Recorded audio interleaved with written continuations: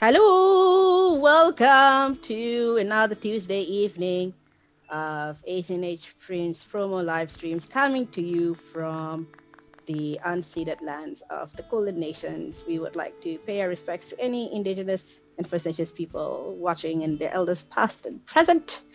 This land was never ceded. This is Tiara, and this is Mace, and this is our special guest today, Jenni de Gille. Yay! Hello. Hi. Welcome, and also apologies to anyone who's trying to watch this on YouTube who couldn't find it live. Restream decided now would be a good time to not work. But hey, the cater says hello. Masan says hello. We already got hello. This is already the most enthusiastic opening. Jenni, tell us about yourself. Okay, so I am a nerd. Have been for quite a while. I know. Who would have thought? No nerds in this video game Fringe Yeah. Festival. No. Who would have thought?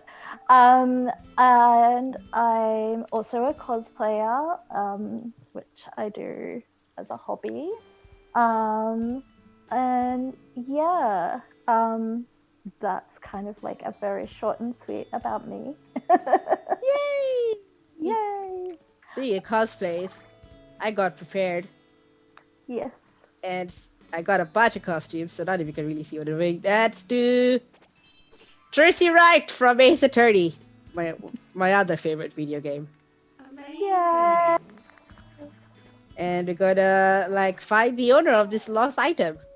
Ooh, what's the clue? What's the clue? Wait, where is the thing? It reads my journal in tiny letters on the cover. It's hard not to, but I probably shouldn't peek inside. Ooh, okay. That's tough. Who could that be? Our first question is also going to be my first question on Masao asked, what do you usually cosplay as? Let's run around while I try to track down the owner of this journal. Yeah. So basically, I've cosplayed from a wide range of things. Mm-hmm. So I have done Little Sister from the BioShock video game series. Ah, yeah. So yeah, very steampunky, kind of horror-esque, sort of. And yeah, they tend to run around with like these injector things. So fun fact, one of my weirdest things that I've had to buy for a cosplay was kind of like the nozzle of like a petrol pump, because that's basically what their injectors look like, with like a bit of a tip on the end. Wow. So, yeah, that was fun to ship in, I can tell you, because it was kind of heavy, as you can imagine. Where would you even get a nozzle of a petrol pump? Also, Kat lets us know it's Dina's journal we're holding. So let's go find Dina. Yeah, so I had to basically go to eBay and go, yo, does anybody have a secondhand like petrol pump nozzle? And surprisingly, eBay provided. So there you go. Wow. Yeah. So that's one of the things I have dressed up as. I've also been Zelda, Princess Zelda from the Link series. I've also dressed, oh gosh, so many. Lulu from the Final Fantasy series, and also like a few like comic book characters. So Wonder Woman, Poison Ivy. Yes, mostly a DC fan. I also your way. I'm also currently wearing a cosplay based off Marjorie Terrell from Game of Thrones, her wedding dress. Yes. And by currently, we mean the Animal Crossing character, not like we are hiding a video from you. Here's Dina. Dina, we found your journal. Such a cute duck. She's our music teacher. You probably saw it briefly, but like all our yards are based on each villager. And every villager is kind of artsy. You found it. Yes. How did you get into cosplay? Like, what's your origin story? Well, my origin story is basically a friend of mine took me to a con, because at that stage I hadn't been to one. Yeah. And I basically saw, funnily enough, a whole bunch of people also in cosplay, and I was like, "Hey, this is a thing that you do," and they were like, "Yes, it is a thing that some people choose to do," and I'm like, how do I start? And they were like, find a thing that you are passionate about, like enough to, either buy the costume from, somebody who has pre-made it, or, Yeah. make it yourself, that kind of thing. And, wear it to a convention. And yeah, I was like, oh, okay, cool. And that's basically how it started. Were you much into sewing at all before cosplay? Yeah, on and off. Like, I did sewing when I was in high school, and kind of did little bits of sewing after that. But cosplay has definitely gotten me more back into it. Right. Yeah, because obviously it helps you custom things. Yeah, you have to learn. This is Biddy, our fashion designer. Speaking of, Hello. I asked her, just talked to her just now. She was like, "My room is fabulous. I put so much attention into this. It feels appropriate for you, Yeah, especially." I love the carpet. Yeah, it's like sort of a fancier version of like the 90s hotel or arcade carpet. Yeah, can see that. Yeah.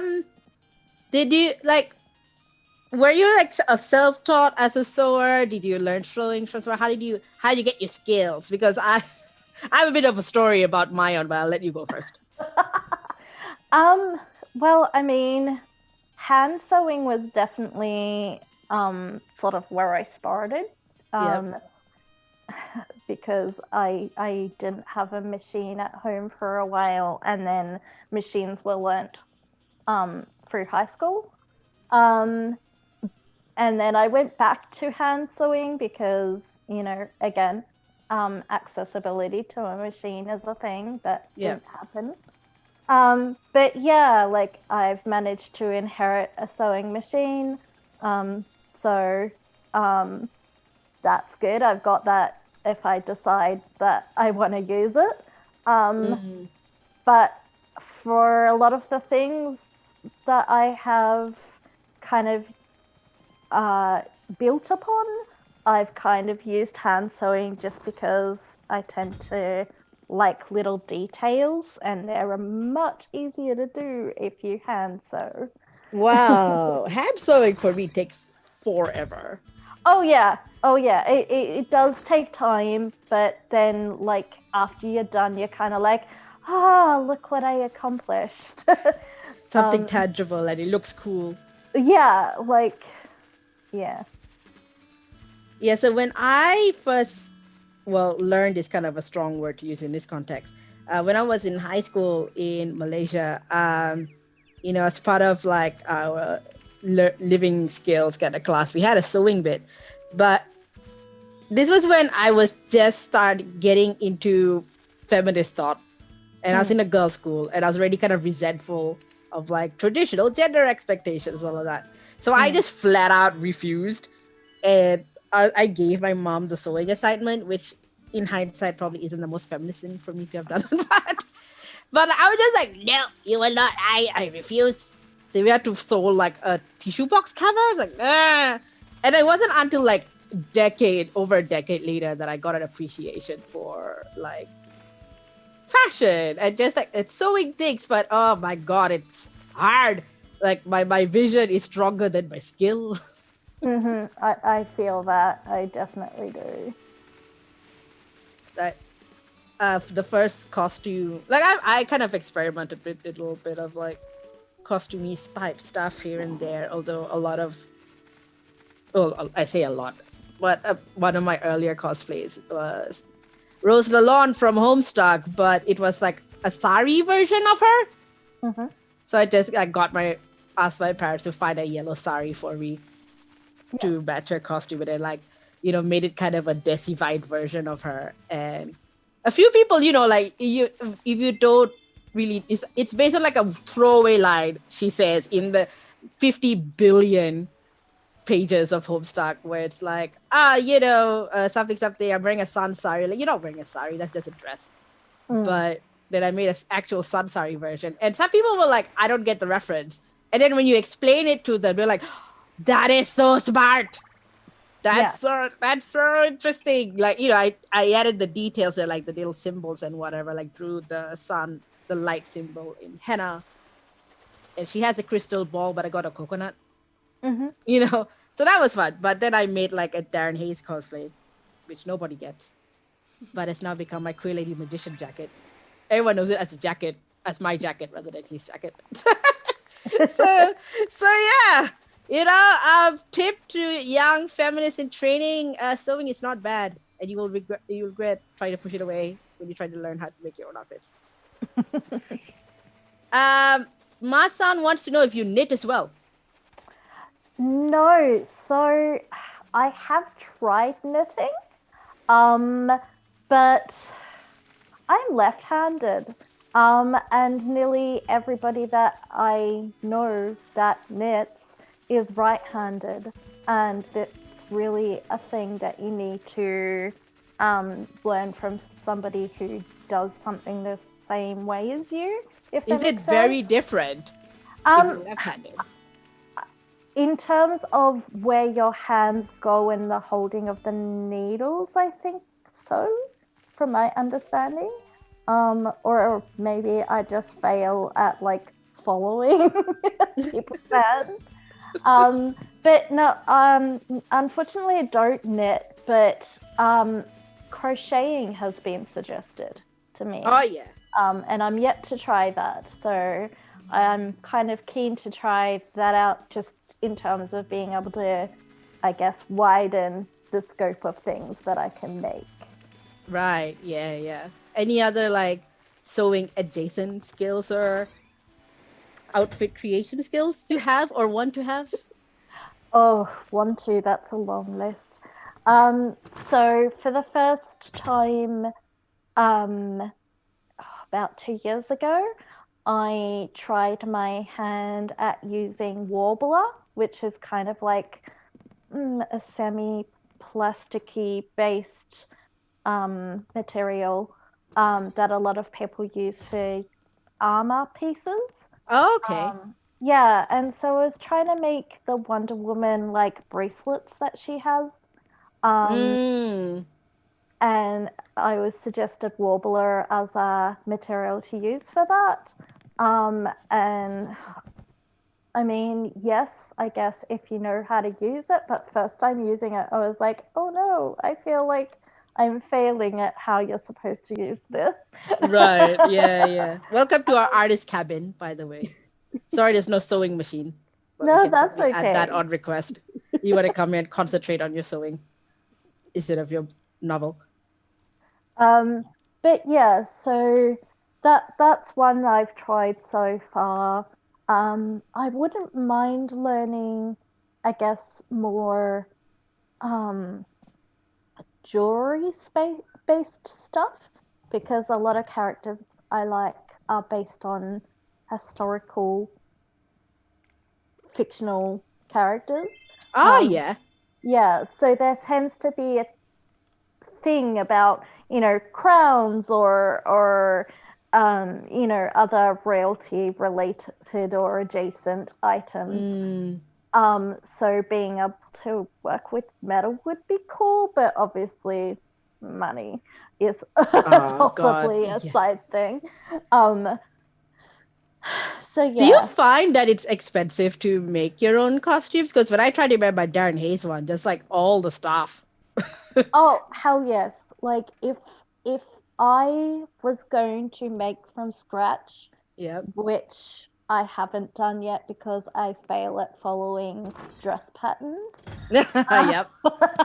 If I was going to make it from scratch, it really would be like a lot of money because obviously, you know, especially if you are looking at historical based stuff or even armor, you know, that kind of thing. Once you start looking at all of the pieces that you need to make that thing, it takes up a lot of material to start with, and then like the sewing time and the bits and pieces you might need for the sewing, because, you know, obviously you need probably sewing machine if you want it to go faster. Overlocker is good if you know, want your seams to stay. You know, and yeah, and that's not even thinking about like if you're going for a full sort of like ball gown thing, you might want like a petticoat to go under or a corset, or, you know, it just kind of goes and goes. So yeah, like I know some people that have literally spent thousands of dollars on their cosplays. Wow. Yeah, so it can get really expensive, but I suppose that's the case with a lot of hobbies, or you know, anything that you want to do. If you really want to put your money into it, it can get expensive. But no, I tend to, I guess, go for more middle range where I kind of buy something that works as like a base for me to work off. Right. Yeah. So like, could you like walk us through an example? Because I'm very curious about this. Like, was it the Bioshock character where you went and got a petrol pump? Like, walk us through like an example of how that costume kind of came to be, because petrol pump seems yeah, it's it's amazing, but also wow. Yeah. Let's run around. Yeah, you take the lead. Let just take us where you want to go. So basically, for that particular costume, what I did was their base dress is like a blue sort of knee-length dress with like a Peter Pan collar thing happening. So I actually managed to find one of those that existed without having to like add anything to it, which was really fortunate. Yeah. And then, so over the top of that, they normally have like a little half white apron. So obviously that was reasonably easy to find because thankfully they exist. So yeah, like the hardest things to find was obviously the petrol pump, as I mentioned, which they kind of carry around this, thing that they like get people's life essences out with, so it's kind of like needle-ish. Was the petrol pump used? Was it secondhand? Not like it was secondhand in that someone else owned it before me, but it wasn't used in the sense of that it had actually been used in a petrol station. Thankfully. And how much was it? Do you remember? It's such a weird thing to buy, that's all. No, I can't remember. Like it wasn't that much considering what it was. Right. I think from memory I paid roughly $40-50 for it, and similar for postage because, you know, it's hella heavy. what was people's reaction to it? So I think what I was going to mention was I actually also, because the character themselves have yellow eyes. Yeah. So I invested in some colored contacts. And people reacted more to those because, also semi fun fact, I guess, when you're especially wearing colored contacts, I'm not sure about normal contacts because I don't wear them, you can't see very far. Right. So a lot of the time I was kind of like had my head tilted so that I could kind of see where tables and other people's feet were. So when people spoke to me, like at various stalls at the convention and what have you, and I looked up to talk to them, that's when I got a reaction. So it was kind of fun, because I would look up and they would freak out that I had yellow eyes. Like, never mind the petrol pump, just yellow eyes is a shocking thing. Yeah, the other fun thing was because, as I mentioned, the sort of series / character is quasi horror. They have blood on their front, and so I had to make some fake blood to sort of like spatter down my front, and also attached to the petrol pump I had like a baby bottle, because that's what basically they have, which also had fake blood in it. So quick tip for anybody that wants to make fake blood: do it in the bathroom or the laundry, not in the kitchen like I did. Because trying to scrub blue food dye off like your kitchen where it's white is not. Oh no! Yeah. Oh. Yeah. I made a batch of fake blood for our second season of Queer Lady Magician, because there's a bit where I get shot, and in the first season, I don't think we had. I think we had like fake the capsules, but I was like, it's gonna get like even messier, and I don't want to be ingesting who knows what sort of chemicals are in this thing for like 5 nights in a row. So so I made a batch, and I made so much. I was like, I have a whole jar of blood. What do I do? We've got a couple of questions. Basound wants to know about songket weaving. I have not tried it. I wouldn't know how to begin. But they want to know if you've tried songket weaving, but I don't know if you know what songket weaving is. Yeah, I was about to say if they could tell me what it is, that'd be cool, because I haven't heard of it. Oh my god, it's a Malaysian thing, and it's like a type of weaving for it. Oh my god, I am explaining this poorly. I feel like if I show you a picture, it'll make more sense. But yeah, so probably the answer to both of us is no. But Masan, if you want to volunteer an explanation, that would be great. Short answer, no, because I don't know what it is. Have you done any other kind of weaving? Okay, everyone's got the net out. Oh no. Weaving, gosh, have I? No, I don't think so. I just have a normal net. You're in Singapore, which is next door enough, Masam. Anyway, go on. Yes. So no weaving. I have started recently my first big project of a cross stitch. It's been interesting to start, but no, I haven't done any weaving so far. Like, I haven't found anything that I wanted to weave for. Right. So you're starting on a cross stitch? Yeah, just like for myself, not obviously cosplay related. Right. Really imagine a cross stitch cosplay though. That would be. I mean, I'm sure that exists, but I can't think of. Ooh, This character looks interesting. Sprocket. No, I don't want to whack you in the head with a net, Sprocket. It's a traditional sarong, yeah. So like a traditional Malaysian sarong, but like fancier. There's like a weave on it. But again, it's like easier for me to show you a picture than try to explain what's going on. Yeah. So you mentioned when just before the show, or I realized your introduction, you are a nerd. Yeah. What sort of nerd are you? Aside from obviously a cosplay one. Like, what are you into? What do you nerd on about? Also, welcome to our Flinders Street station.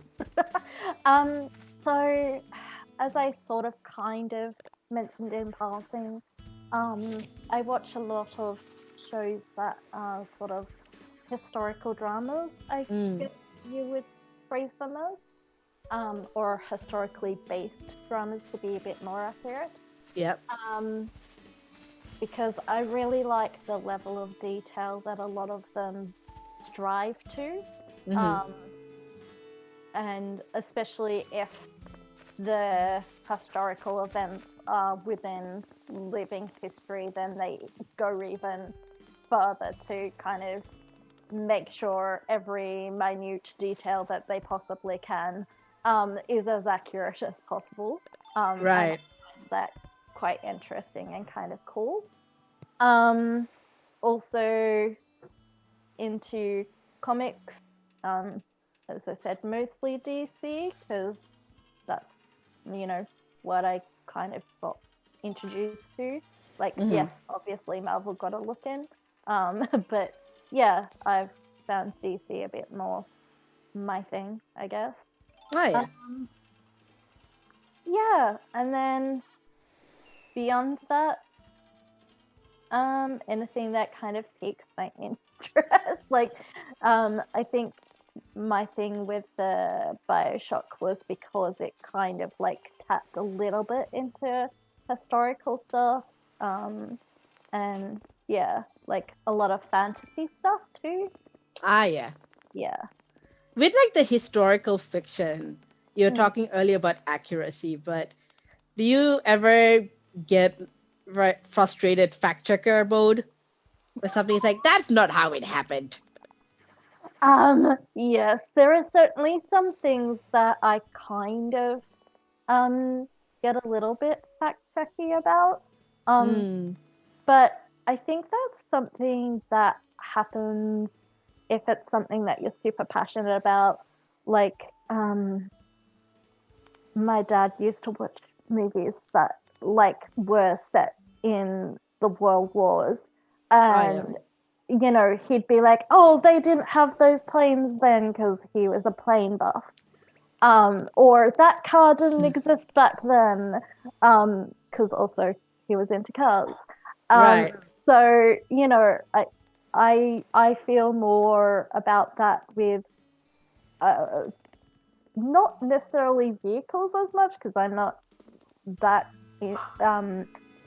knowledgeable about vehicles, but you know, more, I guess, especially with a series that I've got to get back into now that the new season has started, The Crown. It's based on our current, well, Britain's current monarch. Yeah. And so a lot of the stuff they had to get super accurate, and they actually had to pass a lot of stuff via, you know, the people who approve stuff on her behalf to kind of go, is it okay if we do this? Because she's still living, obviously. Yeah, so it's things like that I'm like, oh wow, you know, I'm glad that they did that, but I didn't realize that that was necessarily a thing that happened before people started talking about that this is a thing we have to do if we make a show about, you know, this, that, or the other. Well, you don't really want to piss off the queen. Well, yes, of all people. Definitely not. But yeah, I guess a little less closer to now history, like, for example, not that it's necessarily accurate, but Downton Abbey, a lot of the little details that they put into that I really love, because like it seemed period, you know, like they didn't obviously go and find something that stuck out. You know, and I guess like that was some of the things that some people pointed out about some other shows. For example, the coffee cup that somehow made it into the Game of Thrones episode, like that went absolutely viral because everybody was like, hang on a minute, there's no way that Starbucks belongs here, you know. You never know. So yeah, like I'm glad I'm not the only one who would pick up something like that, you know. Right. It's like the small details, and yet. Yes, exactly. Unbelievable. I saw this tweet earlier today from someone who's like, I used to hate I once thought that Gillian Anderson's portrayal of Margaret Thatcher in The Oh, Crown was terrible, but then I later realized, like, no, she's just that annoying. yeah, like I have seen similar comments of, oh, you know, she's doing a terrible job, and then they actually went and watched some, you know, footage of Margaret Thatcher talking, and they went, wait, I retract my statement. This is too good. Yeah, exactly. Someone was like someone went in reply, like Gillian Anderson is playing the Thatcher is the in this context of The Crown. She's the villain who doesn't know she's the villain. Hmm. So that's how GA is like playing her. Yeah. It's like the villain that doesn't realize that's what they're doing. So like that. I need to watch it just for like that bit. We got a bunch of our chat is hopping today. Hello, this is probably the Awesome. most people we've had watching in any one stream. Thank you, everyone. What do you have any cosplay ideas that you have in mind in the future? Oh yes. So there's like a few that I guess I would call my dream cosplays. So if Yep. I, you know, sort of have time / money to make these. So one is there's this movie called Ever After, and it's Yeah. kind of like a take on Cinderella for those that haven't seen it and it has Drew Barrymore in it. Excuse me. And towards the end, she goes to this masquerade ball and she wears this absolutely stunning, silvery, full-length gown with like these angel / fairy rings happening, and it's just, you know, she makes this grand entrance, and I'm just like, I want to look like you. So yeah, that would be one that I would love to make if I ever have the time, money, and discover I have the skills.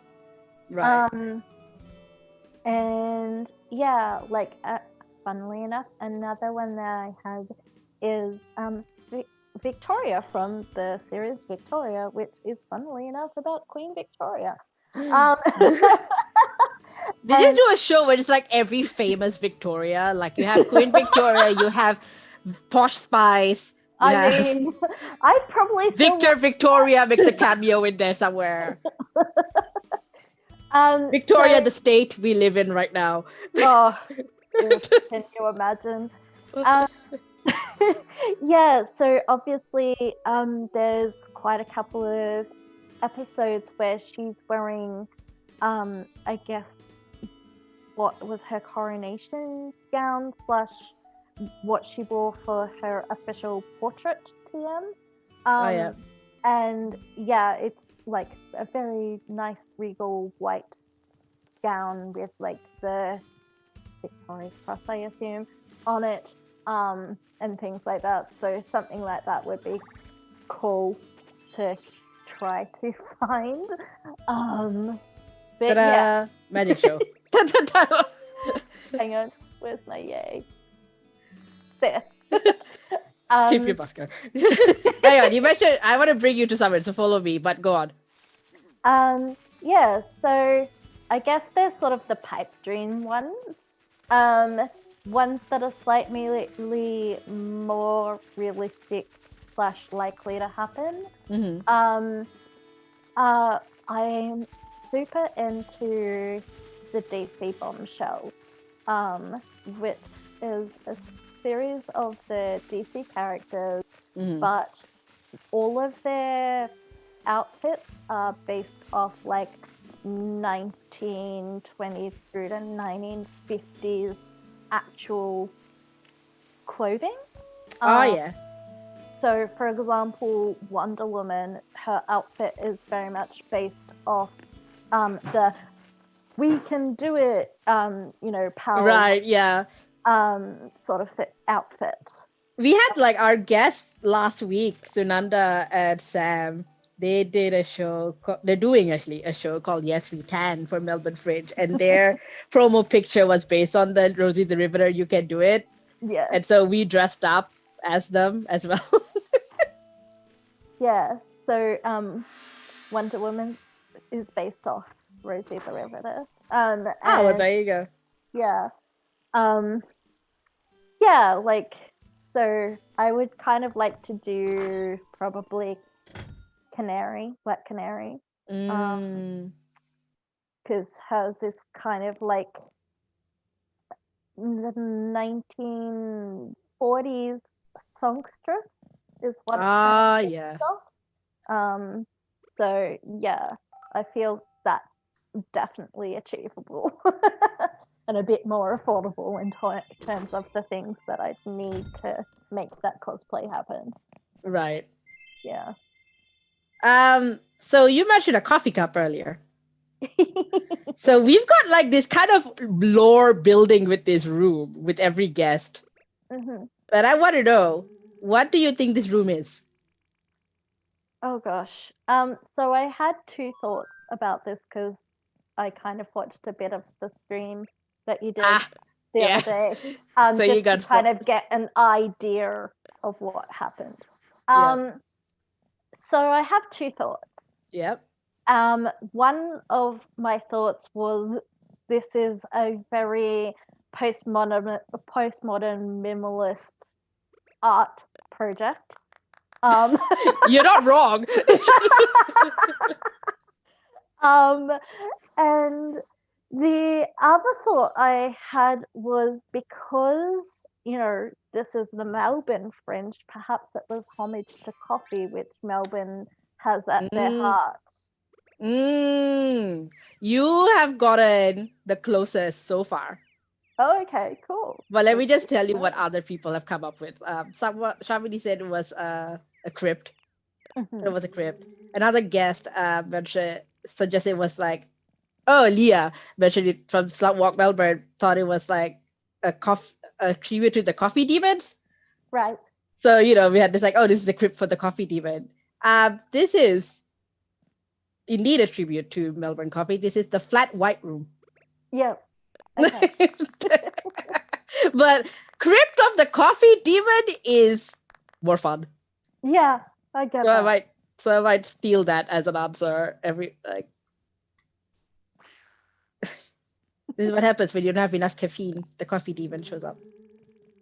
I mean, I'm sure it has for some people. Such a cute coffee pun. Yes. Tribute to coffee demons is the best. Yeah, the chat is fighting. Like some people, when I explain the part to them, their faces immediately like, like just why? Just.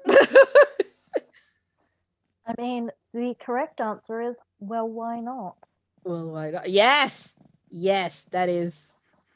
that's the attitude to have. I'm on my Homestuck Hero of Heart outfit right now. So I'll change it up a bit. Yeah, let us take you to a couple of other rooms. I met you not via cosplay, but because we have an amazing friend in common, yes. Mama Alto, Diva Extraordinaire, and I'm curious as to how that friendship came about. As I bring you to the room that looks like the Butterfly Club. Yeah, I love this room because love the Butterfly Club because been there many times. Yeah. Mama, unsurprisingly. So yeah, Mama and I met through our love of theatre, unsurprisingly. Yes. Because as a cosplayer / nerd person, like love the theatre. And yeah, her lovely singing brought me there. So yeah, like we kind of got chatting and friendship. Yay. Friendship. Do you ever find it tricky though to like be a nerd that's into theater as well? Because I find, and like especially in trying to set up Animal Crossing Fringe, there's this divide of like the artists not understanding nerd culture or games. Sometimes it's like, I don't know, that's not really art, and then like the theater, they don't understand, say, like anything vaguely techie, even if the nerd culture isn't very techie. And meanwhile, the nerd side or even the game side, they're like, what is theater? I don't know what that is. What are shows? Like, has that been a thing you've had to bridge before? I guess for myself, I was reasonably lucky Mm-hmm. because so the particular theatre that we met at, like Mama and I, Mm-hmm. was a uni-based theatre. So, Right. you provide uni students a platform to put shows on, and you're bound to get some nerds wanting to produce a nerd-based show. Yeah. And so quite often, especially for the OFest / orientation festival, that would be when all the new students come and look at university. Yeah. They would often put on a show that was related to some nerddom that had been super popular the year beforehand. Oh, Um, okay. yeah, so like a couple of the OFest shows have been like Game of Thrones related, Yeah. Simpsons related, um, Simpsons related. Ah, yeah, Harry Potter related, like I. you know. So it, for that, I guess university is a really good stepping stone to be able to go, hey, I can create a show based off a thing that I like. Mm, So I guess in that sense, I was lucky. that's pretty cool. Like, Harry Potter with the Cursed Child, that has made a significant leap from Mm, the book to the stage. I dressed up into my Francisca von Karma outfit because there is also a series, not just one, but a series of Ace Attorney stage plays mm-hmm. that have been staged in Japan. A bunch have been run by the Takarazuka Review, which is this really well-known all-female review, and they did a bunch of Ace Attorney ones. And I've been trying to get the rights to a translation for yonks now. Oh and yeah. like, and the thing I found was that I was actually curious to see like what if video games move to the stage. Like, there's like Mm. there's Broadway musicals about damn near everything. Like there's one about the pointillist painting Sunday at the Park with George. There's a musical about that. There's like musicals about all sorts of obscure random stuff, but not so much video games. At Mm-hmm. least not in Broadway or not in like the Western canon. But in Japan, there's been a bunch. There's the Ace Attorney a series. There's been a few different companies have put on their own plays. Danganronpa, uh, another video game, which is like Ace Attorney and the Hunger Games smashed up. They've had a few stage plays. I think Near Automata also has like as part of the actual canon, part of the story, Mm. it's a stage play. And it's interesting to see how like Japan has embraced that video game to stage play transition more Yeah. than anywhere else has. Yeah. I mean, I art is art for a start. Artisan, yes. But I feel a lot of people think video games they have to be on a screen. We are in the bar escape room, by the way, speaking of video games. But yes, go on. So as soon as you're like, I want to take a video game and then take it off the screen, people are like, you what now? How do I play this? Yeah, how do I play this? So I feel maybe, I don't know if anyone's tried this, but I feel maybe if you kind of tried some kind of audience participation type thing, where they could feel like they have, like the people on stage are like their characters doing something. I don't know how you'd do that. But something along those lines could maybe get people a bit more involved or a bit more interested in like having that interaction thing. I don't know. Yeah, like participatory theater is definitely growing art form. Like a friend and I went to see a show, I believe last year, called Mad World, which was basically Alice in Wonderland but set in a cabaret in World War in Nazi Germany in Berlin. And it Ooh. was like, you would go around different areas and you talk to the characters and they would like tell you something of the story. And there was this whole kind of thing with like playing cards to show your allegiance. And I remember, I got really involved. Like when in this sort of shows, even as an audience member, I become like a secondary cast member because I just get so involved in the thing. Yeah. I remember at the ending, like there was it just went to one ending, and I was kind of frustrated, going, "No, but I want to save the guy. Let me save the guy!" And you're trying all my might to do something. And I actually got a conversation with the people about it, and they thought, that could be something we try.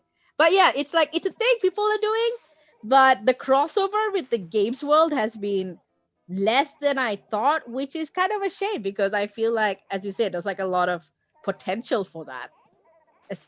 There's a lot that both the games world and the theater world can learn from each other in terms of storytelling, in terms of interactivity, in terms of audience investment, and people do more stuff like this. I want to make more stuff like this.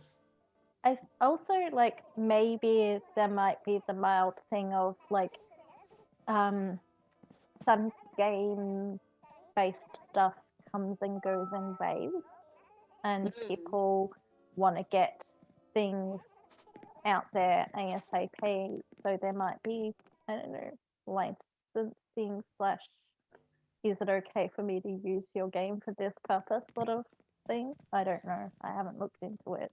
That's an interesting perspective of like games and tech having this expectation of the sooner the better, but also theater things take forever to make. Like even with this like Animal Crossing project, at one point I was worried that we had missed the zeitgeist on it because the game was a huge hit in earlier in the year, and then now everyone's moved on to like Among Us. And it's like, how do we do a Fringe festival in Among Us? What do we just like get everyone to kill each other? But no, like yeah, it's definitely that interesting tension of like timeliness and whether people will be interested after the fact. But Japan made it work. Yeah. And I think for like classic games, Kate mentioned Chess the musical. It is, but is it about chess or is it about like the drama of like chess players though? Which I mean, can't it be both? that is true. Also, Chess the musical. Why do you have such a catchy yet transphobic song? Like why? Why is One Night in Bangkok so catchy yet? That one line about like trans sex workers in Bangkok. That just ruined it. But yeah, point being, more experimentation with video games and theater. Also, we lost you. But no, that's okay. There you are. Yay! Just to also answer, I do miss Teh Tarik, which for those wondering is like a very milky tea. It's common in Malaysia. It's just brought up because of the coffee puns. We were in the games room earlier and we ended up talking more about video games and theater rather than games. But what sort of games do you play? Well, this obviously. Other than Animal Crossing, which we'll get back to in a second. Go lead the way. We'll just follow you. Find a place to explore. We'll follow you. I've played a lot of the Lego franchise games. Yeah. Like Lego Jurassic World, Lego like Star Wars, all of those I've pretty much played. This is a workshop, by the way. Degree. Right. Because I find a lot of other games want you to be able to have quick time reaction skills. Oh, yeah. And I fail at quick time reaction. Same. So that puts a lot of those sort of games not in my interest because I get way too frustrated in the first, half an hour than the enjoyment from the game. Yeah. So yeah, but I've also played all of the BioShock series.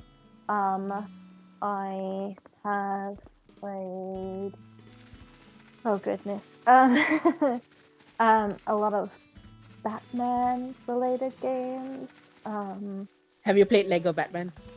Is there like a separate Lego Batman game, or is he? Yeah, there's 3 Lego Batman games. Oh, okay. I wasn't sure if there was that, or is there like, there's a Lego DC and then there's a Lego movie. Yeah. But I wasn't sure if there was like a Lego Batman specifically. Yeah, no, so like for the first one, you're mostly Batman with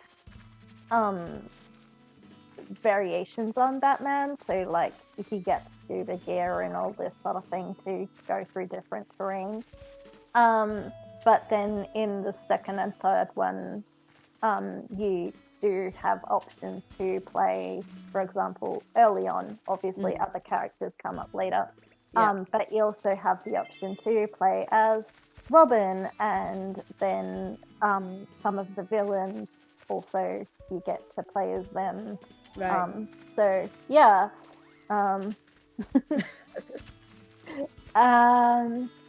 Yeah. So yeah, that's a lot of like the stuff that I've played. Baldur's Gate, and it's sort of through to 3 now. I haven't played 3 yet, but still quite new and expensive.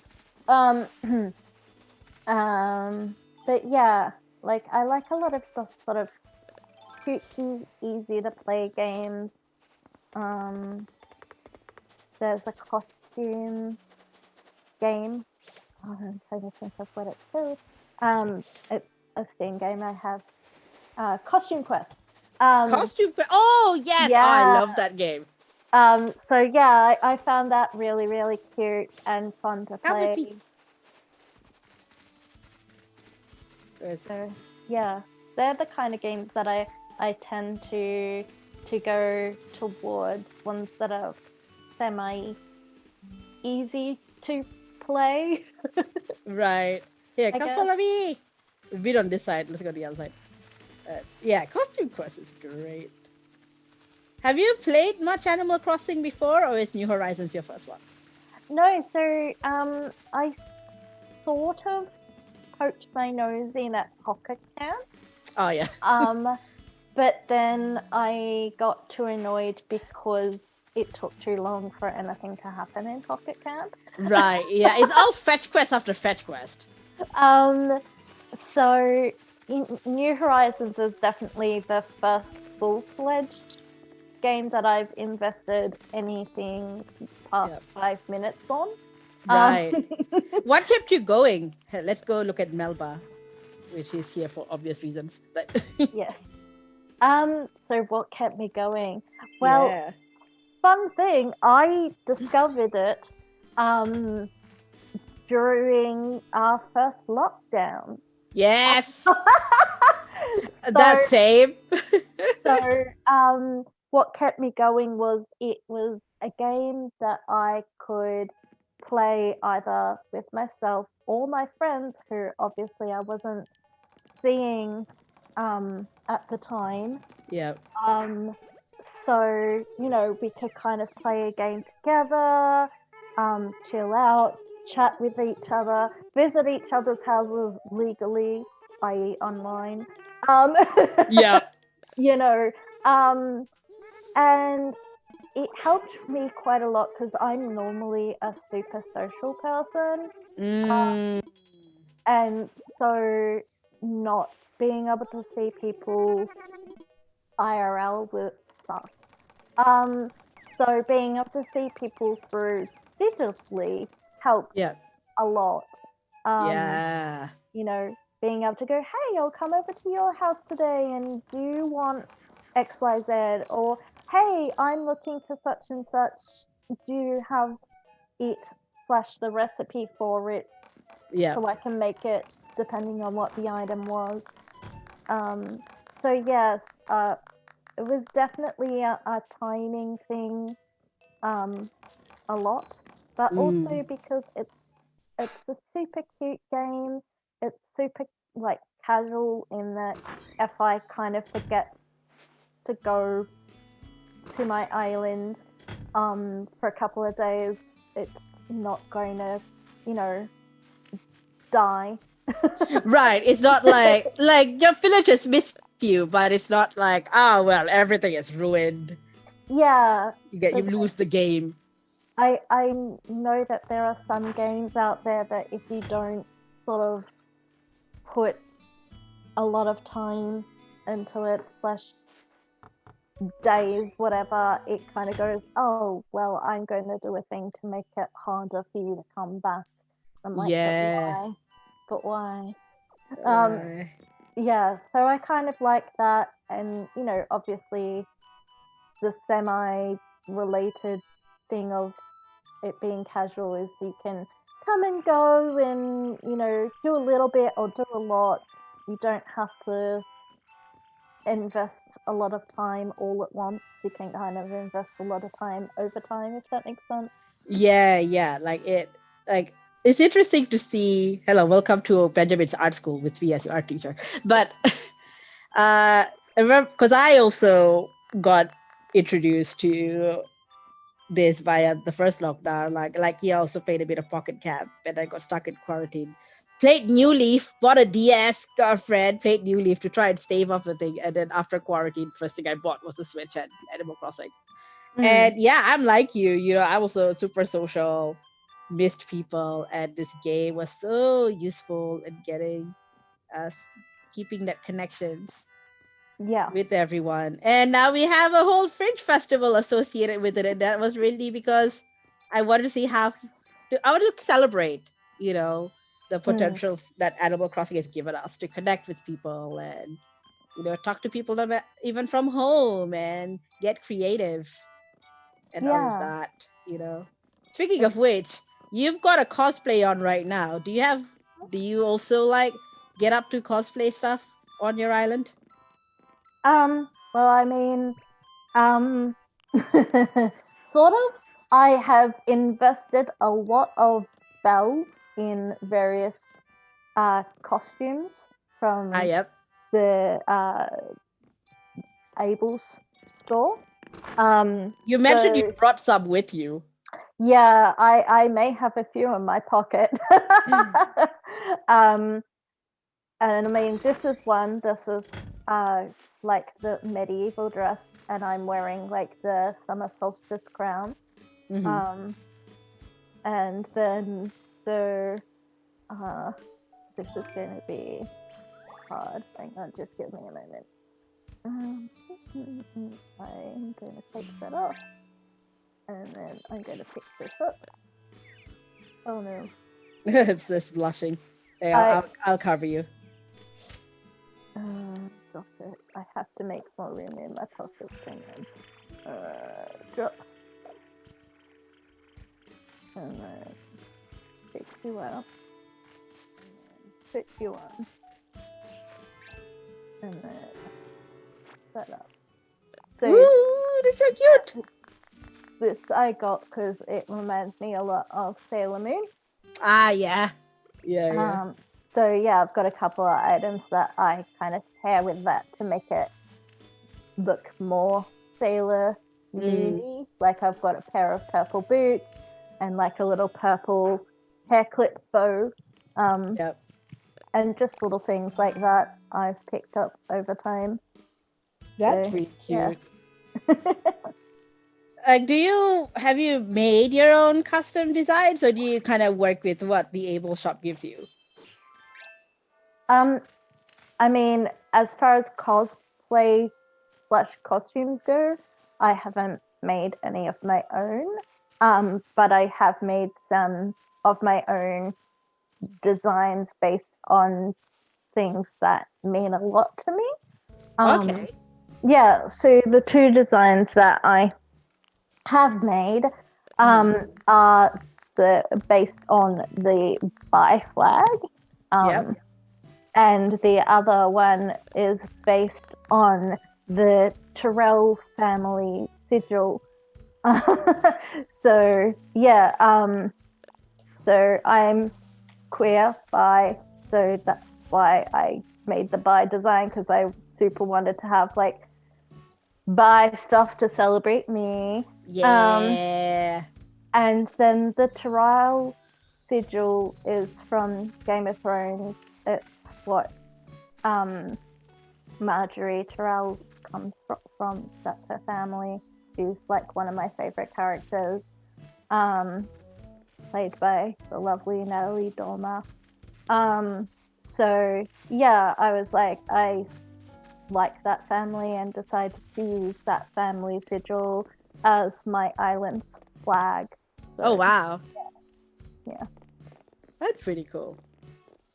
That's pretty cool. Is there like a clothing item in Animal Crossing that you wish would exist but doesn't exist yet? Ooh, that's a good question. I feel some of the items that I would kind of like would be perhaps difficult to display digitally. Mm.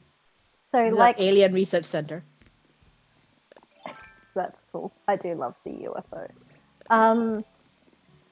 So like I really love like corsets and things, but I feel like trying to like make a corset that would work for Animal Crossing would be perhaps too difficult, you know. But I mean, I know people have custom designed some, but yeah, I'm sure it's possible. It's just obviously corsets have features that may be difficult to translate into this particular video game. Maybe, I don't know. I'm not a video game designer. So. Right, and also there's probably the association of like this is not children friendly. Yes, well, yeah, that is a factor, I guess. But I guess I was more thinking if you could somehow make corsets a thing, you could also do like corset-based dresses, or you know, that corset-based tops rather Right. than like, yeah. a sole corset. Yeah, that's all you wear. A corset.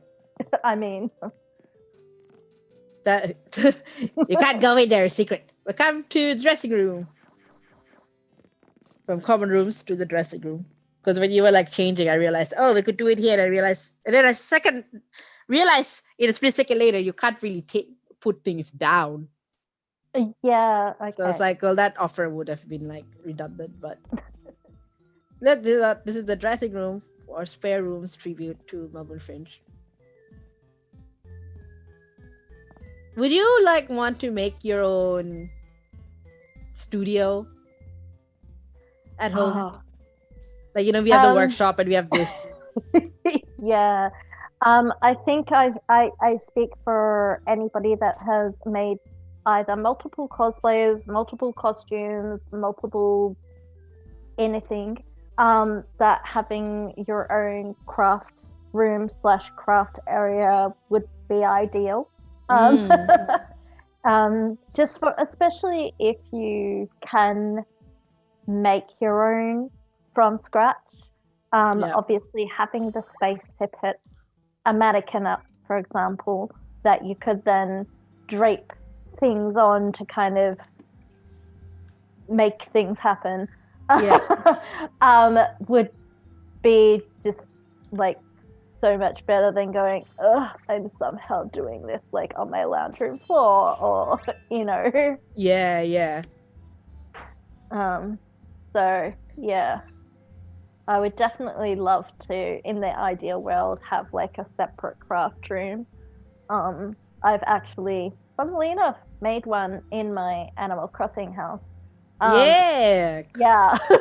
I literally have a room that has like, you know, the modern sewing machine, the old-fashioned sewing machine, and like the little sewing basket, and then it's got a couple of the costumes that I bought from Abel's, like on the wall. Well, if you're up for it, Um, would you allow us to take a tour of your island? Yeah, Cool. definitely. I Let's can show you that around. Yay! So let's do like a little quick quiz of the house for those people who don't know what this is. Also, then we'll get started and going to your island. But to answer some chats, yeah, the huge ice cream cone. For those who don't realize, the fridge is also a closet, so you can get changed with the fridge. Yeah, which is hilarious. Which is hilarious. Do you have any pets? I know this, but as a chat IRL. knows. I'm like, Yes. in Animal Crossing, I mean, no, because that's just weird. You can get hamsters. Yeah, I as a know, thing. but I mean, like, yeah. So yes, I do have a pet. I have a cat. She is, well, I mean, I'm a little biased, but I think she's totally adorable. No. Do you make cosplays for your cat? No. Mainly because I'm worried that she would not enjoy that. Yeah, you can't really make cats do anything. Yeah, I mean, you probably can if you start super young and you get them used to the idea of having something over the top. Yep. But when we got her, she was already over a year old. So I sort of feel that we missed the boat a little bit in that regard. No. But that's okay. And also, you know, some pets are just not really into that. So I'm going to just allow her to be her cute and adorable furry self. Yeah. Yeah, it seems to be like Master just earlier about needing more cats in video games and then turning them to a stage play, only for the IRL cats to not do what they're supposed to do. Can you imagine, like, the musical cats, but like with actual cats? I mean, no. There's a reason why there's the phrase of trying to herd a cat. Like, There is that, but like to be fair, it probably would be less of a hot mess than the Cats the movie. yeah, I don't know. I haven't seen it. I haven't either. I've just heard. Same. I can't get Josiah to listen to me. I'm assuming Josiah is your cat. Cats are great, but also very capricious. This is our fake art, real art gallery. We have a few more pieces of art left, so if you're watching this and can give us the few pieces of art we need left, let us know. We Nookazon links and all that is in acnhfringe.cc, and also all our links to socials and our Fringe Fest Gala stream coming up on the 20th November, where we will be having, as to cap us up, a variety show in our venue downstairs. We'll show it in a second. This is our tribute to hares and hyenas. We call it rabbits and wolves. Oh, I love it. This is where the stage shows will be for the Variety Night at the Fringe Fest Gala stream, 28th November. We're going from 10 a.m. to 10 p.m. And the Friday show will be evening, where we have stuff during the day, which may or may not involve Jenni. We're trying to work on a potential fashion show. I can give you a yes, Kate. Thank you. Yes. Like hares and hyenas. Very important space for so many of us. Oh, yes. Yeah. I was gonna say, do you have much to do with hares? And the answer is obviously yes, but like I mean, like I've been there a couple of times to see some performances. Yes. to see some. You are. It's not so much that your art's too detailed. Is that Master? So you caught me at a bad time trying to work out AC patterns with my eyes acting up. But yeah, so this is our Fringe Fest Island. And most of it anyway. Let's go and look at yours. Okay. And then. Let me take your time. But how do I say? yeah, it's funny how like everyone tries to cross the this way, but there's like at least one bridge. What a bridges. Bye, LaBelle.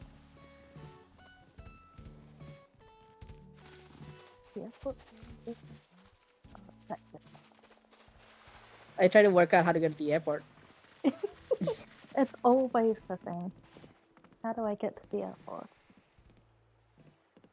Cool. We will see you in a second. Meanwhile, while Maze and Jenny make their way to the island, and I wait for them to let me know where everyone else so I can go to the island. Let's just talk to you all the chat about like what's happening. So, you know, if you've been here from the beginning, we're doing a fringe festival on Animal Crossing. As you can see, we've built an entire dedicated island with different venues and tributes to Melbourne venues and other creative art stuff.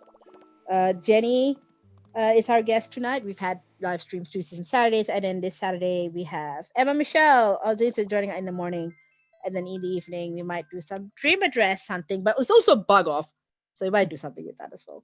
And in our big event on the 28th is big mini fringe festival within Animal Crossing. We've got board games with LLS board games. We've got an art gallery tour with Nemesis, which is also why I am in need of art so we can finish things off.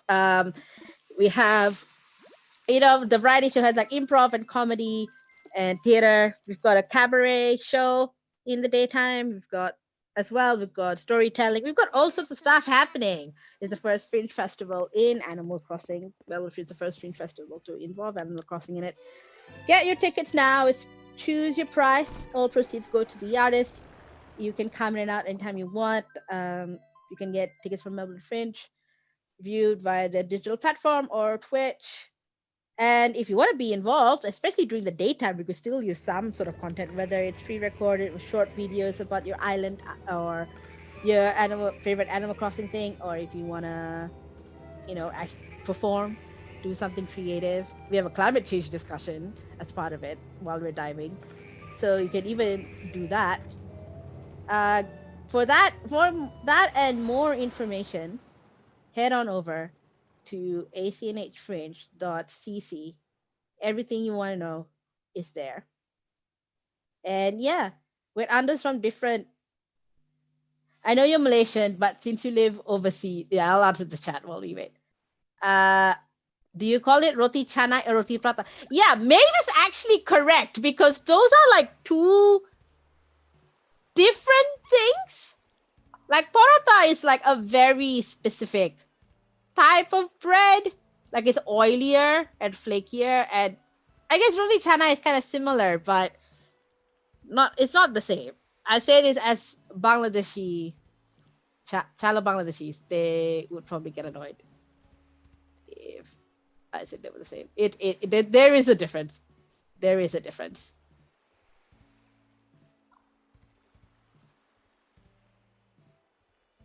It's not a coil, it's just a bread. Parathas are just bread, but yeah, it's the sort of stuff like my family would make up. Roti chana is just Chennai bread, but there's a difference. I can't articulate what the difference is right now, but there is a difference.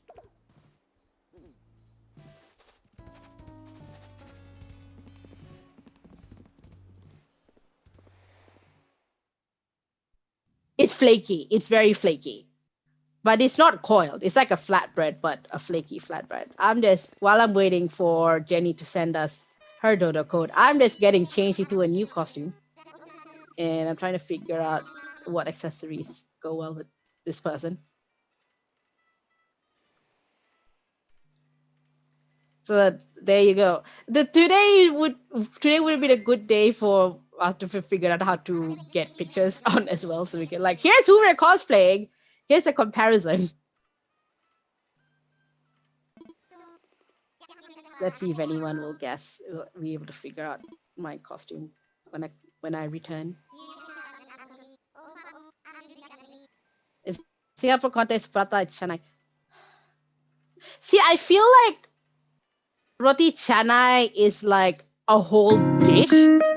Like you can't really get roti canai and just like ask for the bread. It comes with all the curries and stuff. Whereas roti prata is just like the bread. I don't know. Call my parents. Like, here, can you give me a hot take? Oh, we've got a dodo code. So we are gonna head. Ah!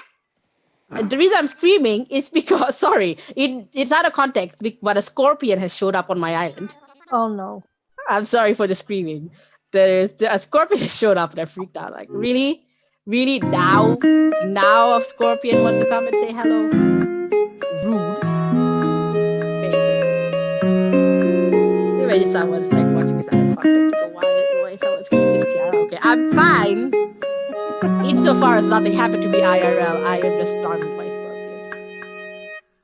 Interesting. This like interesting roti chana prata discourse happening on our chat today. Interesting. It is unexpected, but hey, if you wanna like jump on our Gala stream and do a thing about food, I would be down. Oh. Yes. Yes, talk to us. We can get you on. I just chat about the food across the causeway, or anyone else who wants to jump in. It's like, I don't know what to from. Not the with ice cream. Oh, there is. Yeah, they exist. They exist. But yeah, sorry, Mace, you were saying.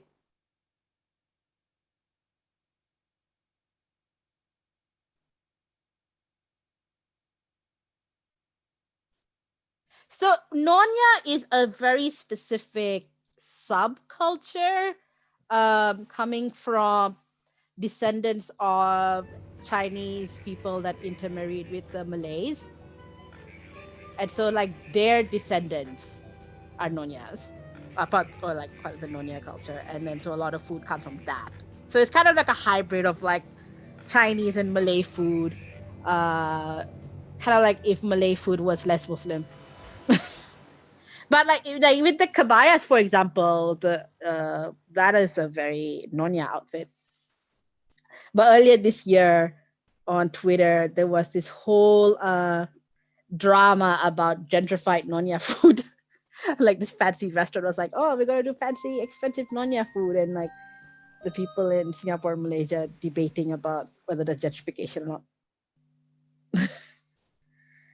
not. We've got a question from Kat, which I will ask as soon as I arrive on Jenni's island. I can kind of see a sneak preview because I have the Twitch page open on a browser tab. Fly information, festive producer. Let's see if anyone, whether in chat or whether in our little like a Zoom call here, can figure out what my costume is. A hint is that it is another Ace Attorney character, but a very niche one. Yeah. So I have played Ace Attorney game. I love Ace Attorney. There were some rumors that, but I want you guys to like guess it first. Oh, here.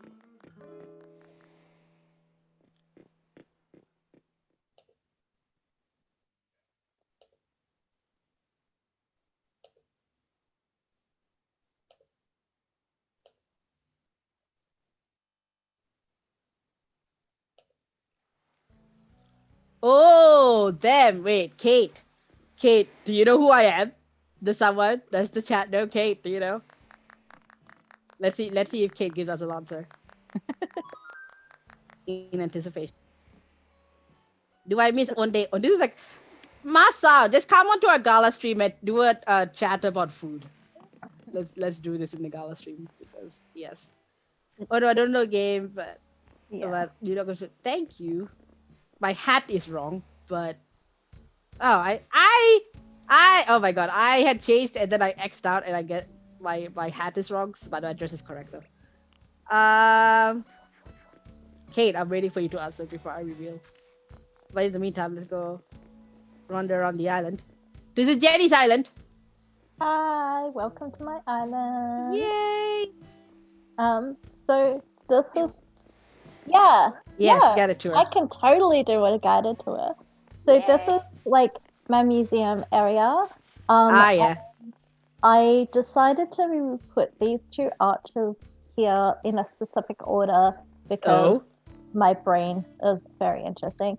But yes, so walking towards the museum, you go through the Ice Age, And then through the Stone Age. That is so smart. And then because I really liked it, I put the ice sculpture bear right here. That is so smart. I love that. I love stuff like that. And then yeah, down here I've kind of got like the start of a shell theme happening for the beach Yep. because, you know, the beach has shells, Yes. unsurprisingly. Also something that I'll point out where we're like having a general wander around. Yep. What I have tried to do in front of all of my different villages' houses is plant plants that reflect the color of the villager that lives there. Yeah. Yeah, I've seen that. I think Tuesday, one of our guests had like the same idea, a very similar idea. So It's this like- is Fuchsia's house. So they're kind of a pinky, purpley color. Yep. And then Hang on, who was this? All right. Kate is guessing Rafa. No, it's not Rafa, actually. This is Kay Faraday, who is your assistant character in the two Ace Attorney investigation games with Miles Edgeworth as your main character. So that's her. I had like a red bow, and I forgot to actually wear the red bow. and as you can see, Sahara is visiting my island today. Hello. Vaguely racist camel. And I will never stop saying that. What? and then this is Tia. She's the teacup elephant. She's so cute. I had Tia on my personal island one time. And so yeah, this is actually Tia's house here, and as you can see, I put like white flowers. Tia's house is a cafe. Yes, It's a straight up cafe. everything like tea related is in her house. And her aesthetic. Yes. And this is Rooney's house. So Rooney is a blue kangaroo. Oh, okay. Yep. And then up here I've got like a little kind of garage situation happening. Oh? With sort of like Ooh. the concept that you could like, you know, rent a bike and ride it around the island. Oh my god. That is so Melbourne, and also I am kicking myself for not thinking about that earlier. So yeah, also you can probably see down here I've parked like the special pumpkin Yes. carriage that you could get as Over part of Halloween. Yep. I wish you could ride the carriages. Oh, if only. And then up here I've got like an outdoor gym / sporting situation happening. So, you know, to keep all of my islanders fit. Yes. Exercise. Yeah. And then off to the side of like my camping area, I've set up like sleeping bags and a lantern and a little campfire. I love how like your exercise area, your gym is like in front of the campsite. So it's like a boot camp. Well, yeah, that, or, you know, a lot of campsites have like playgrounds and whatever, so it's kind of like that, but my playground's up here. Aww. So yeah, I kind of got like a kids playground happening with like the old teacups over here Aww. for those that like want their Disney experience. The Disney people have straight up made Disneyland. We had actually someone who came to hang out with me in last Saturday's evening stream, and they seemed pretty cool. They said they're making their island Disneyland. Oh, that's so cool. And then yeah, up here I've kind of got like Hepburn Springs / hot springs type situation happening with all the various like hot tubs and even like a little kiddie pool. Oh my god, I miss hot springs so much. Oh, I know. Like, thankfully they're back open again, but yeah, definitely miss them. Oh. And then here's another thing you've probably missed. This is an outdoor cinema area that I've set up. Well, So, theaters yeah, are opening again. I know. So yeah, like this is your little ticket booth and a That's so popcorn machine and candy, and I've even got like a bar situation. Heck yeah. An And ice then like bar. if you want, you can get like a wood fire pizza. Oh, that's so cool. And then like also you can bring your own picnic. So some people have, as you can see. I feel like actual theaters and stuff need to look at Animal Crossing, like the stuff people make on Animal Crossing, and be like, we're gonna make our places like this. Mhm. And then yeah, over here oh, hello Celeste. You have Celeste. She obviously has just arrived because it's just gone nighttime. Oh my god, exciting! Which means there might be shooting stars on your island today. Ooh. So yeah, I kind of started like a little space thing here, as you can see, with my little space shuttle. How And appropriate. Celeste knew. Celeste was like, "This is a space station." yes, and then this was by Pumpkin Patch that obviously was happening earlier. Yeah, I got an asteroid of Celeste. Ooh, yes.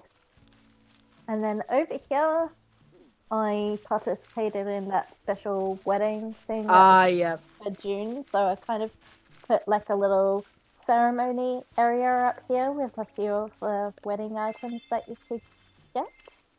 Well, yesterday was the anniversary of the marriage equality yes vote Yeah, in Australia. I know. Yay. It came up in my newsfeed. I'm like, yes, I remember waiting outside of the town hall very nervously. Oh yeah, I was at State Library because I Mm, was covering the event for Autostraddle, and I had my laptop out and like the Autostraddle Slack chat in one side like open and just waiting and waiting, and like I think the feed had cut out at one point, mm, and I'm just like with my laptop just trying to write about this thing, and then before I even heard what the actual result was, I just heard a whole bunch of yes, oh my god, screaming, and like there yeah. was confetti anywhere, and like someone had brought like colored powder, like from Holi, and just like celebrated and glitter and stuff, and my laptop was getting a bit soaked. Yep. And I was like, I'm guessing we won.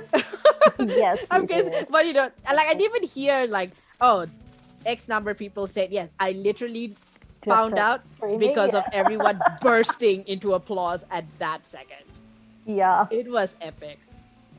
So yeah, this is like my concert slash festival area. As you can Yeah. see, I've like tried to cram as much musically related stuff into this area that's possible, but still able to slightly move around. And like I've even got like a little barbecue set up here, so if you want like some food Oh my after God. the festival, that's a thing that can happen. And then the bonfire over here. Well, if we ever get organized enough to have our own Fringe festival and not just a one day thing, it will be like, here, book Jenny's Island venue for a show. Like open access. Like how with Melbourne Fringe proper, you sometimes have to apply to different venues and to see if they're available. It's like, here, one of them is Jenny's Island, Kokomo. And then this is kind of like a little Halloweeny semi maze that I made up over Oh, yeah. the Halloween period. So you've got like the Halloween arch here, and then just like your little pumpkin, and then this is a Oh. homage to it. Uh-oh. Yeah. And then a scarecrow, and then again like the carriage, and then the graveyard situation over here. The graveyard situation. I'm just catching up to you. Oh, who died? Yeah. Rest in peace. Yep. Have I learned how to bow yet? I think I have. Hang on.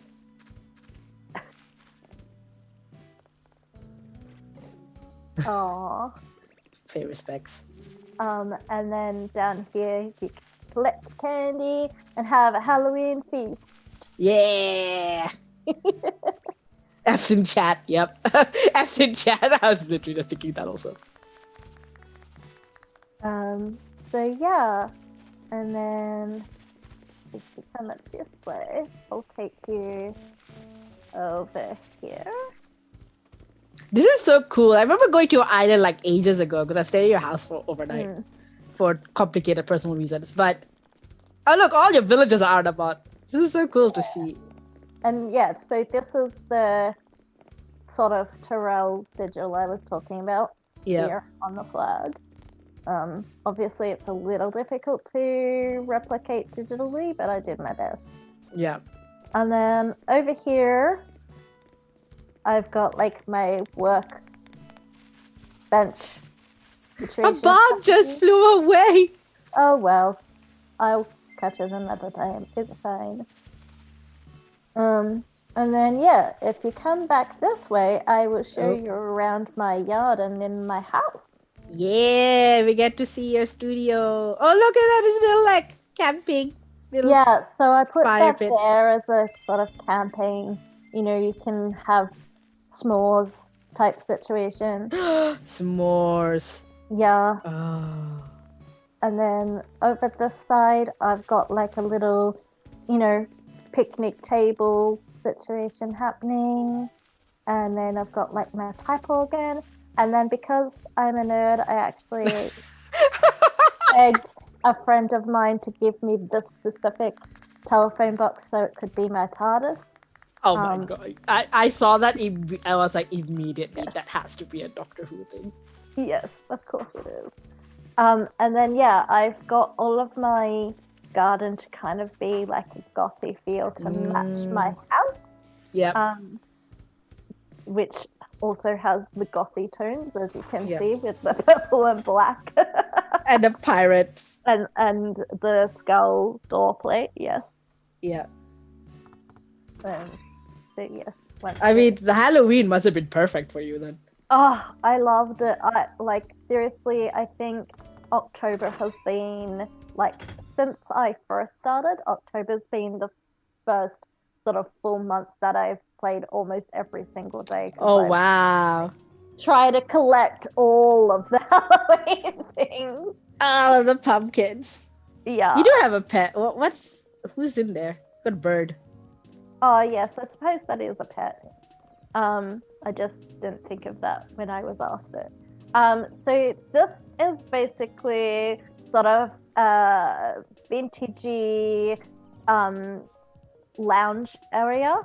I sort of tried to give it like a 1920s / antique sort of feel, hence the wallpaper and that the looks flooring, pretty cool.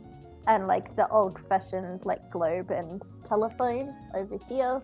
So yeah, I kind of went for that vibe. Tried with the dark furniture as well. And then basically most of the rooms, well actually all the rooms kind of reflect different parts of my personality. So this is kind of like, I'm into like the vintage stuff. Yeah. Like super vintage. And then in here,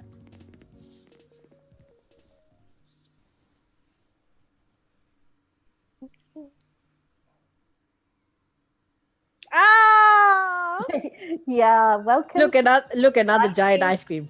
Yeah, this is like my 1950s inspired diner kitchen. And you have the rocket ship. How very atom punk. Yeah, so there's the jukebox and all that in here, and I've gone for like the cherries because they're very vintage related. Yeah. And the good old rotary phone. Will they make a comeback? They might. Oh, well, I mean, I have seen them in a few burlesque numbers, so you never know. I think they make like rotary phone attachments for your mobile phone. Yes, I have seen those, and it's just like, I mean, cool, but what at the same time? You know? Everything old is new again. The kids rediscover it and go, what is this? You have to spin numbers on a phone. And then across here,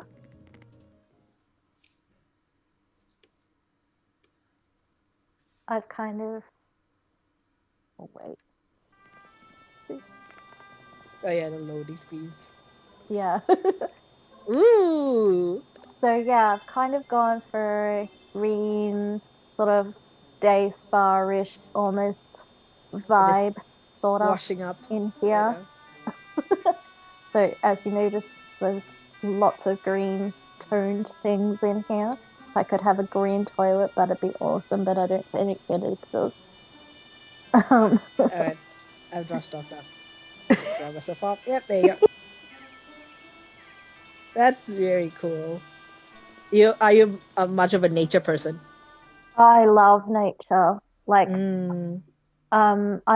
I've actually now obviously loving getting back to being able to go for proper walks places, which is super nice.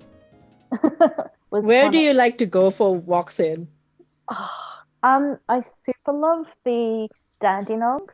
They're just so pretty and scenic, but also quiet most of the time. So yeah. Ooh. So yeah, this is like my crafty room. Where did you get the earth mat from? I got it from Sahara. What? Oh my god! I didn't realize you sold that. So that's your costumes. There's some of my costumes. Yeah. Talk us through what each of them represent. So this one over here in front of me, up above the gramophone, it's just like a ice skating sort of thing. I thought it was pretty, so I bought it. I mean, not for like any particular character, just like no. So this is more of a character one if you're looking for characters. So if you put both of those items on, you kind of look like you're from Ravenclaw because of the blues. Yep. And then over in that corner, there's like the Three Musketeers outfit happening. Yeah. And then over here are all of the mermaid dresses that I managed to collect because I spent a lot of time in the water. I didn't realize there was more than one. Yeah, there's 3 different ones. Oh wow. Yeah. So that was fun. So yes, I've had to take a lot of my costumes off the wall because I wanted to wear them for Halloween, so they're not currently on the wall. Halloween had so many fun costume options. Oh yeah. So upstairs. Did you try getting tricked by your villagers? No, I just went for treats. I don't know what actually happened. So if you choose for the trick option, they do like, oh, I'm gonna like change your look, and they change your skin color and give you like kind of a cool face look. Okay. And it changes every time. So like you could get a Frankenstein face or like a werewolf face. And I was like, I kind of like the trick better than the treat. Because there's only so many, like at some point you get too many candies and it's like, it doesn't do anything. But like the trick one, it makes you look different. Like I got like a green Frankenstein at one point or...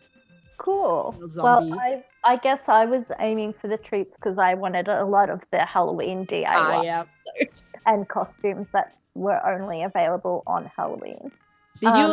Have you tried wearing Jack's outfit and then talking to a villager? No, I don't actually have. I have Jack's head, but that's it. I don't have the rest of Jack. I'll have to send you one because I have like a spare. That'd be cool. But what happens is if you get like both Jack's head and Jack's robe, and then you wear both of them, if you go up to any villager, they get like, oh my god, it's Jack! Here, just take my candy! So if you need candy and you don't know how to get it from anywhere else, you just like, they'll give it to you. And if you do the scare emote, Jack finds it funny, everyone else gets spooked out. Oh yeah, Jack loves it if you wear the outfit. It's like, oh yes, my little protege. Maybe we should have dressed up as Jack.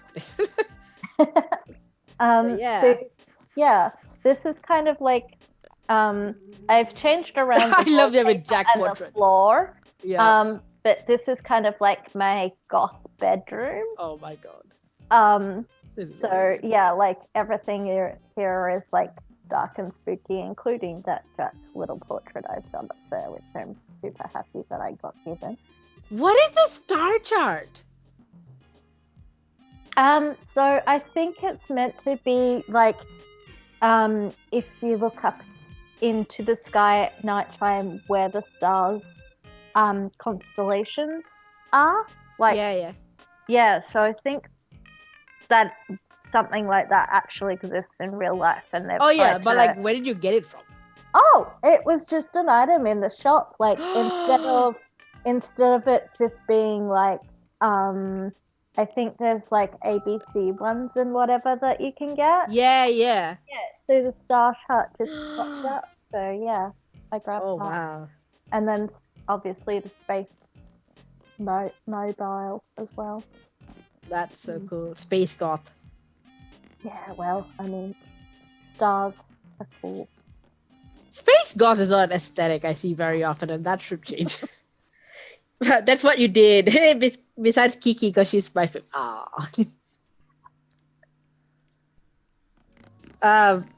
Do you have a favorite villager? Yeah, I really like Fuchsia. Fuchsia's my favorite. Yeah. Yeah, so down here you've got like the mermaidy thing happening. Under the sea. Yes. Disney will copyright claim this video, please don't. Under the sea. There you go.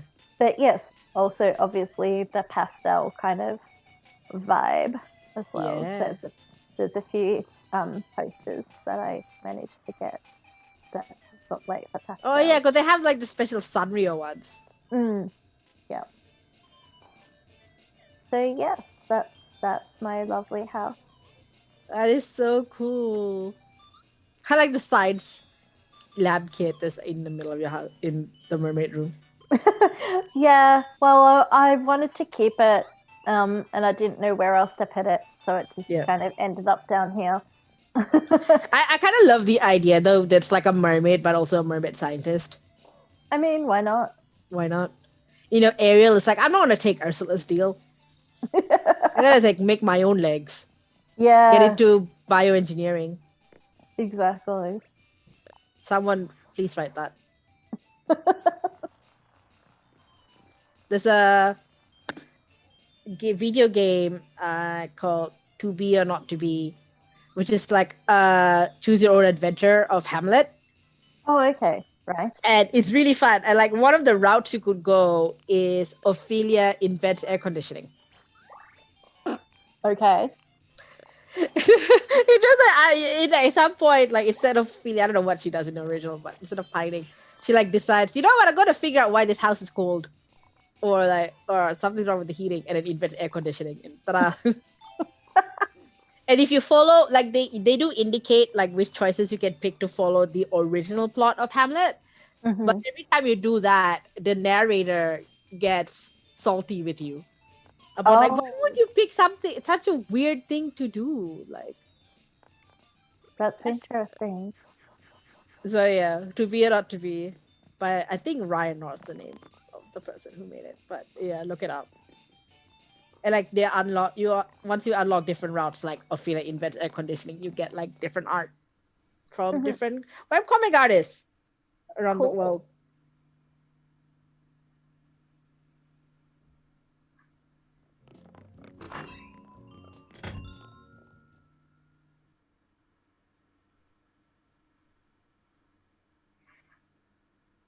Cool.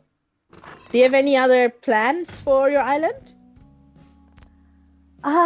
Gosh, I don't know. I think it will depend on if anything else comes out that I super love. Yeah. But yeah, like for example, in the lounge-ish area, I do want to go for like at my desk. There's currently just a normal study chair because I couldn't find the chair that I wanted to match it. Yeah. So, you know, just luck of the draw type items like that, I guess, would be nice. But also, I'm trying to slowly, as you can probably tell, cultivate particular flowers appearing. Yeah. God, the flower breeding in this game. Yeah, It's like a whole thing. I know. So yeah, just trying to get the flowers that I want to happening. Yeah. But yeah, I don't know. I think it'll be a case of if something comes along that I go, oh, that's shiny. I'll add to my island. Is there, if you could put in any feature or any update or whatever in Animal Crossing, what would you do? Oh, so something that I've heard from a couple of my friends has been other ways to tell when items drop or appear, especially the balloon floating present thing. I don't know yeah. what it's actually called. I'm just going to the shops, but go on. Yeah. So yeah, a few of them have commented that you need to either A, have sound on, or B, be somebody who has no issues with hearing Right, yeah. to know that those items are there. Yeah. So if there could be, I don't know, even a vibrate function or something to indicate that something different was happening, that would be cool, but I don't know how doable that necessarily is. Because as mentioned, I'm not like a designer. But we yeah, had Jeff Cochran on last week, and we were talking about accessibility in the game and how, like with fishing, there are sound cues, but they're easy to miss, and then like the visual cues are also not as easy to miss. So yeah, so I hear you about making things like more noticeable that there's something coming. Yeah, like I mean, even myself, I had a few issues with fishing and still occasionally do, because occasionally I'll miss that visual cue of it going down. Yep. And because I don't know whether it's just me or not, but it seems a reasonably brief indicator that there's a fish actually wanting you to get it up rather than a fake, if you take your thing out now, you'll lose the fish situation. Yeah. I'm just trying to find your ables because, we're talking clothes. It's over. Hang on. Wrong way. This way. Yeah, so I don't know. But little things like that would be super great.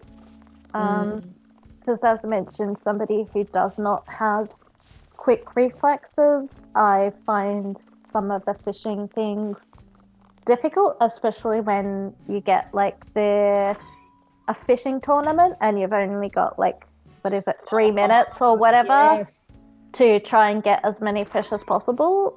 Yeah. Ooh, they've got some fun costumey things in your ables if you haven't seen it yet. Yes, I know. I think it knew. I think it knew. La Belle came to my island and then. So yeah, someone that doesn't have quick time reflex, if you've only got 3 minutes to try and get as many fish as you possibly can, it really limits that when you're waiting for a particular thing to occur. Yeah, no, I get you. There's so I think Mace will have to come in and then take a look, but there's steampunk outfits and a visual K hair. Well, this is one of the versions of a steampunk outfit up here. This is one that I actually have myself. I'm gonna get dressed up. I'm gonna shop at your ables. Go for it. Because it seems appropriate given the stock today, especially. So yes, I guess those things would be dream things that I would kind of maybe add. Cool. You were, I think, mentioning earlier about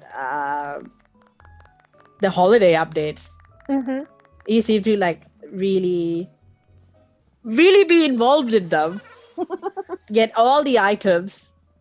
Yeah, well, I mean,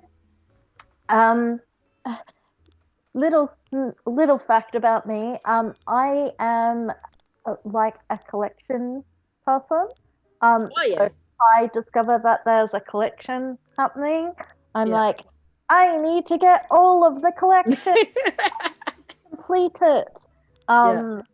So yeah, that's one portion of it, is wanting to have all of it, even if I have nowhere to put it. Yeah. Um, um, but also like having something different to do Yeah. / aim towards is something that I like. Right. Because I mean, I kind of like that this game doesn't have pressure goals like a lot of other games might have. Right. But also there's low-key pressure goals in that, some items are only available for the month of December or whatever. Yeah. Or like cherry blossoms only existed for a week, Yeah, exactly. So which was not enough time. no, like I had one like sakura leaf, you know. Yeah. So it would have been nice if that had have lasted perhaps a little bit longer to allow more people to actually get items related to that. Yeah. Yeah. But yeah, so I guess it's the thing of having something different available sort of spurs me to want to play it more. Yeah. Yeah. It brings you back to the game. Yeah, definitely. I've heard like people's differing opinions about, the fact that the updates are come bit by bit. Like you don't get all the content at once, and some people think, oh, that the game has been released incomplete because you have to wait for each update before you can do anything.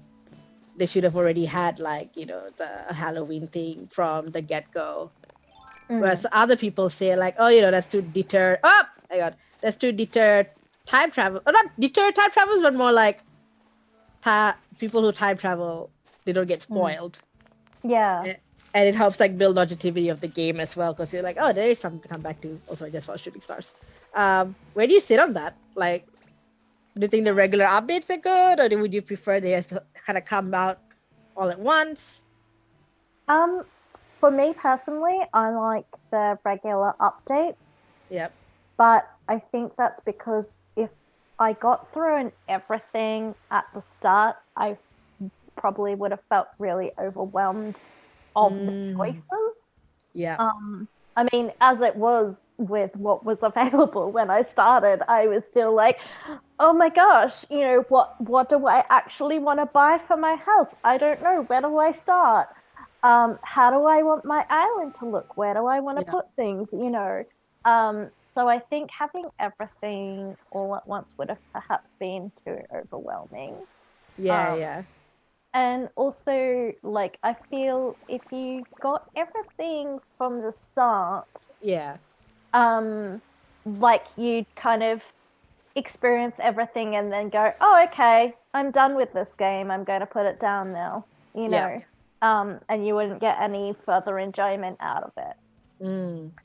Where with the regular like updates and new items coming in, or even things like, oh, look, you can get this bug or fish or whatever at certain times or seasons, I'm like, oh, cool, I can go back for that, and it renews my love with the game again. So yeah, I feel that's better for feeling like you got your money's worth, Right. Yeah. And the updates are free anyway, so well, yeah, it's not like you have to pay DLC. Well, yeah, that's it. Like a lot of other games, if there was things like this, you'd have to be like, oh, it's $3 for the new DLC or whatever. But yeah, as you mentioned, it is free, so that's awesome. I love that. Yes, Masan, we are now a visual K band. like Maze and I. We are down to like our last 5 minutes of the stream. Is there anything else you'd like to plug or bring up? Any parting words? No, you've got the COVID. No. Oh, anything I want to bring up? I mean, I guess for me, like, personally, this year was hard because there was like only one IRL convention that actually happened before everything exploded in Victoria. Yep. So, in the world too, just so many yeah, events cancelled. Yeah. So, you know, I guess I was lucky that I got to attend that before everything else happened. Yep. But I've definitely, amongst other things, obviously, missed having conventions happen in person because I kind of use those as, oh, this is coming up and therefore I will organize the cosplay around something TM, sometimes relating to a show I'm watching right then, or sometimes relating to, oh, such and such guest star is coming and I really love their stuff, so I'm going to wear something that relates to that character, you know. Yep. So that's something that I've missed and look forward to, hopefully, fingers crossed, touch wood, all that stuff, doing in 2021. Yeah, now that things are slowly opening up again. Mm. It may just be like mini cons even. Yeah, well, I mean, there is definitely discussions about that kind of thing happening, and that would be cool, but yeah. We'll have to see. Yeah. Where can people find you? So I do have a Facebook page for my cosplays. Mm-hmm. It's Ozwicca Girl Cosplays, because that's the tag I run under pretty much everywhere is Ozwicca Girl. Yeah. So yeah, if they want to check out some of the cosplays that I have done, that is where they can find me. Yay! Awesome. Thank you so much, Jenni, for coming on to our stream and talking about cosplay, showing us your island. This was great. I have a couple of things for you. If I'd known you were looking for Jack's robe, one of them would be that, but alas. But I have a couple of gifts for you. Yay. Anyone, thank you to the chat, the Catters and Mustdown and anyone. Today's chat was like the best chat I think we've had. You brought a crowd. We've got another stream on Saturday morning with Emma Michelle, Ryder, and Zinester, and then Saturday evening, we might do some dream address hunting, maybe some bug off, and then we take a bit of a break, and then we're back on the 28th of November, 10 a.m. to 10 p.m. Fringe Fest Gala stream. Get your tickets now from Melbourne Fringe website. You can watch live online on Melbourne Fringe digital platform or via Twitch. If you want to be involved, especially when you contribute stuff during the day, get in touch. We've on Twitter, Instagram, Facebook. We also have a Discord. We got if you have art, help. We need to fill up our gallery.